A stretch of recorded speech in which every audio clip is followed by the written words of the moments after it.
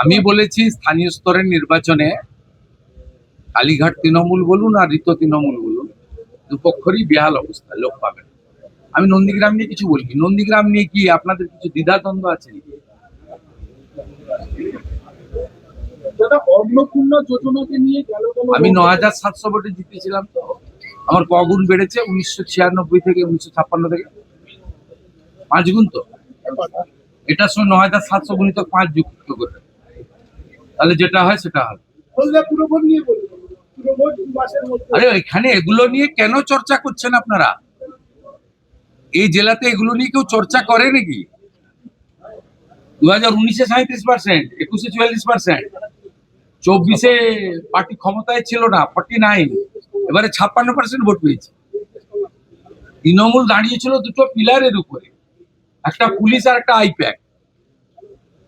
Police তো নেই, সরকারে না থাকলে পুলিশ থাকে না। আর আইপ্যাক তো ভোটের আগে পাতনি গুছিয়ে পালিয়ে গেছে। দু চারটা নিচের তলায় চ্যাং ব্যাং ছিল, সেগুলো দেখতে পাওয়া যাচ্ছে না। এরপরে কি দ্বিধাদ্বন্দ্ব আছে? 70% ভোট বিজেপি পাবে।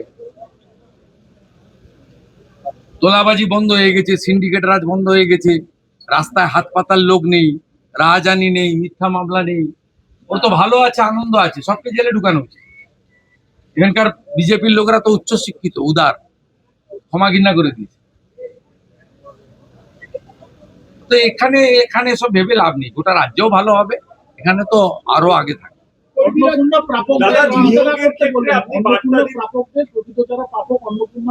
ভিতরে কি বলেছে আপনাকে বলবো? কাউকে চিন্তা করার কোনো কারণ নেই। 500 টাকা লক্ষ্মী ভান্ডার দিতে গিয়ে 9 মাস লাগিয়ে দিয়েছে। 1,20,00,000 লোককে তো 1.5 মাসে দিয়ে দিয়েছে। বাকি যারা যোগ্য তারা পাবেন, অযোগ্য থাকলে বেরিয়ে যাবেন। ভেরিফিকেশন 30-8 অব্দি চলবে। প্রত্যেকটা বিধানসভায় গড়ে 35 থেকে 40,000 মহিলারা পেয়েছেন, তারা আমাদের ধন্যবাদ দিচ্ছেন। মোদিজির নামে জয়ধ্বনি হচ্ছে। বাকি যদি প্রয়োজন হয় আরো 2,000, 5,000, 7,000 প্রকৃত প্রাপক থেকে থাকেন, পাবেন, নিয়মের মধ্যে পাবেন। নিয়মের মধ্যে পাবেন। সরকারি অর্থনৈতিক স্কিমের প্রত্যেকটা জিনিসের নিয়ম থাকে।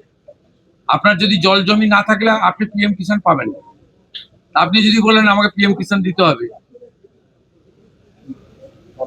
প্রত্যেকটা জিনিসের নিয়ম থাকে। বিশ্বকর্মা যোজনা পেতে গেলে হাতের কাজ জানতে হয়। প্রত্যেকটা স্কিমের একটা নিয়ম রয়েছে। আয়ুষ্মান ভারত 70 বছর পেরিয়ে গেলে সবাই পাবে। বাকিরা যারা এলিজিবল পাবেন, প্রায় 70% লোক কভার হয়ে যাচ্ছে। বাকি যে 30% কভার হচ্ছে না, তাদের জন্য মুখ্যমন্ত্রী স্বাস্থ্য বীমা চালু হবে, একই সঙ্গে চালু হবে। 16ই আগস্ট সরকারের 100 দিন পূরণ হবে। 16ই আগস্ট ভয়ঙ্কর দিন কলকাতার ক্ষেত্রে। সুরাবর্দির নেতৃত্বে দ্য গ্রেট ক্যালকাটা কিলিং হয়েছিল। আর সেই দিনটা তৃণমূল কংগ্রেস আগের সরকার খেলা হবে দিবস পালন করত। আমাদের সরকার সিদ্ধান্ত নিয়েছে ওই দিন আয়ুষ্মান দিবস হিসেবে পালন করা হবে। ওই দিনই জানতে পারবে। অর্থাৎ আপনাদের চিন্তা করার কোনো কারণ নেই। এত তাড়াহুড়া করছেন, মাত্র 62 দিন বয়স হয়েছে। বিমানবন্দরের মসজিদের ক্ষেত্রে সিদ্দিকুল্লাহ চৌধুরী তিনি বলছেন যে কোনোভাবেই রাস্তায় নামবেন না, কোনো গন্ডগোল করবেন না।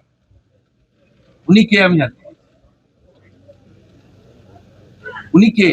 না, উনি এর আগে ওয়াকআপের সময় জাতীয় নিরাপত্তা, বিমানবন্দরের নিরাপত্তা অগ্রাধিকার পাবে, এর বাইরে মুখ্যমন্ত্রী কোনো কথা বলবে না।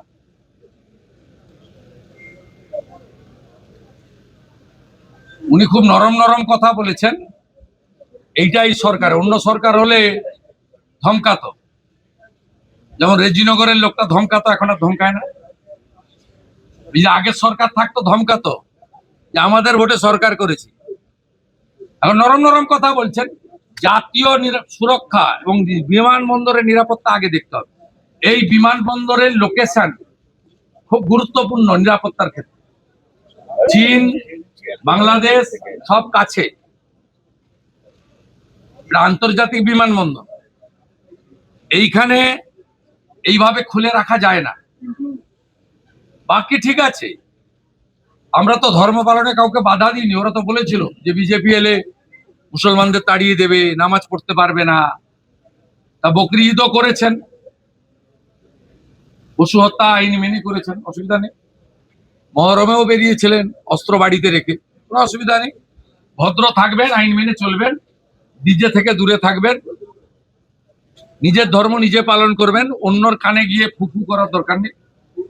সব ঠিক চলবে, সুন্দর চলবে।